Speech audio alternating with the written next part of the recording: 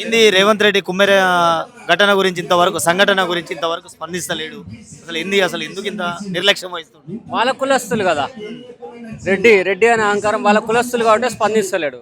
అదే ఒక ప్రియాంక రెడ్డి హత్య కేసులో మరి నిందితులను ఎన్కౌంటర్ చేసిరు కదా, ఇలా మా బీసీ రజక బిడ్డ మీద అత్యాచారం చేస్తే స్పందన లేదు. అంటే ఇక్కడ రెడ్లకు ఒక న్యాయం, బీసీలకు ఒక న్యాయమా? ఇది ఎంతవరకు కరెక్ట్? ఇలా దాడి జరిగి హత్య జరిగి కనీసం 15 రోజులు కావస్తుంది, ఇప్పటి వరకు ముఖ్యమంత్రి గారు స్పందిస్తలేడు. అంటే ఇది కేవలం ప్రభుత్వ హత్య, ముఖ్యమంత్రి చేసిన హత్యనే, ఇది ఆయన చేసిన హత్యనే, 100% ప్రభుత్వ హత్యనే. ఇది నాగర్ కర్నూలు ఎమ్మెల్యే అక్కడ పాపే లేదని అంటుండు. అసలు ఏంది, ఏం చెప్పాలనుకుంటున్నారు? పాప ఎందుకు లేదంటే అక్కడ వీడియోలు కనిపిస్తున్నాయిగా, పాప అంతా క్లియర్గా ఉంది. ఇదంతా రెడ్లంతా ఏకమై ఇదంతా కుట్రపూరితంగా చేసి ఈ నాటకాలు ఆడుతున్నారు అంతే. అక్కడ డీజీపీ, ఎమ్మెల్యే రెడ్డే, సర్పంచ్ రెడ్డే, ఎమ్మెల్సీ రెడ్డే, మొత్తం ప్రభుత్వమే రెడ్లదా. ఇక మరి ఏదైనా మాట్లాడతారు వాళ్ళు.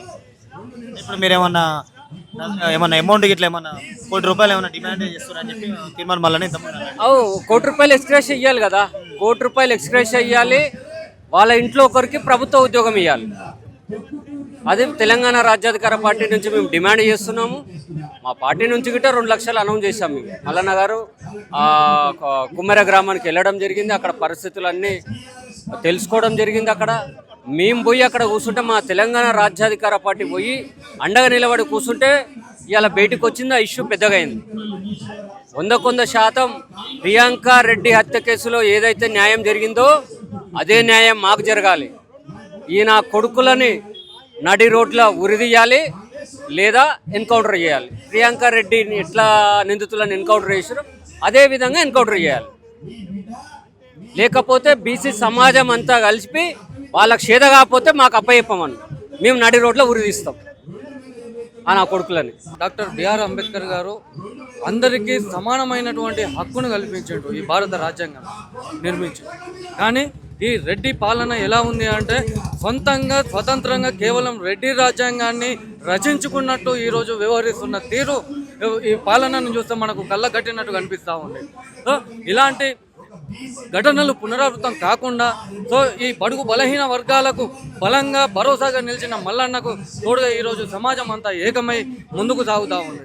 ఆ పసికందు అంటే అభం శుభం తెలియని, అసలు కులం మతం అంటే ఏ తేడా విభేదాలు తెలియనటువంటి ఒక పసికందును, ఒక పసిబిడ్డను అమానుషంగా ఆ కాలితో తాన్ని మరి దారుణంగా ఇది చంపినట్టుగానే మనం పరిగణించాల్సిన అవసరం అయితే ఎంతైనా ఉంది. సో దీనిపైన నోరు మీద పడినటువంటి బీసీ ఎమ్మెల్యేలు కానీ, బీసీ మంత్రులు కానీ, అలాగే ఈ రెడ్డి ముఖ్యమంత్రి కానీ వీళ్ళందరినీ కూడా దీంట్లో భాగస్వాములు చేయాలని చెప్పేసి కూడా మేము తెలంగాణ రాజ్యాధికార పార్టీ నుంచి డిమాండ్ చేస్తూ ఉన్నాం. అలాగే రానున్నటువంటి రోజుల్లో ఆ కుటుంబానికి న్యాయం చేసే దిశగా పని చేయకపోతే ఈరోజు మల్లన్న గారు ఏ విధంగా అయితే కొట్లాడుతున్నారో రానున్నటువంటి రోజుల్లో కూడా ఖచ్చితంగా ఈ ఉద్యమం మరింత ఉధృతమవుతుంది. సో ఖచ్చితంగా వాళ్ళ రెడ్డి అహంకారాన్ని కూకటి వేళ్లతో పెకిలించే అవసరం అయితే ఏర్పడ్డది.